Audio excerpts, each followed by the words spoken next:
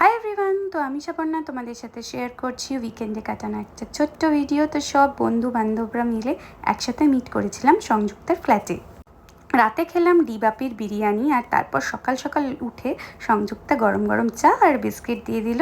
সেটা চায়ে ডুবিয়ে খেতে খেতে ভাবলাম কি খাওয়া যায়। সবার মতামত নিয়ে একটুখানি ফ্রেঞ্চ টোস্ট বানানো হলো, তো সেটা খাওয়া হলো। সেটা খুবই বাজে খেতে হয়েছিল, কারণ নুন বেশি পড়ে গেছিলো, বাট দেখে মনে হয়েছিল খুব ভালো হয়েছিল। তারপর একটু কুলফি খেলাম, দেন চলে এলো ঠান্ডা ঠান্ডা তরমুজ, তারপরেই ড্রাই রসগোল্লা। তোমরা কমেন্ট সেকশনে জানাবে যে তোমরা কোনোদিন ড্রাই রসগোল্লা খেয়েছো কিনা, কিন্তু অসাধারণ খেতে এক কথায়। কুলফি সাটিয়ে সংযুক্ত এখানে পুজো দিতে গেল। ওদের বাড়িতে গোপাল আছে, তো 3 বেলা ওদের শোয়ানো, ঘুম থেকে তোলা এইসবের পুজো থাকে, তো ও করলো। দেন এখানে আমি ততক্ষণ চিকেন কষা বানাচ্ছি। দেন চলে এলো অরুণ আইসক্রিম। কষা চিকেনের সাথে গরম গরম ভাত আর স্যালাড, এই ছিল দুপুরের মেনু। সৌরভ ততক্ষণে অফিসের কিছুটা কাজ করে নিচ্ছিল, সংযুক্ত এখানে কাটাকুটি করছিল।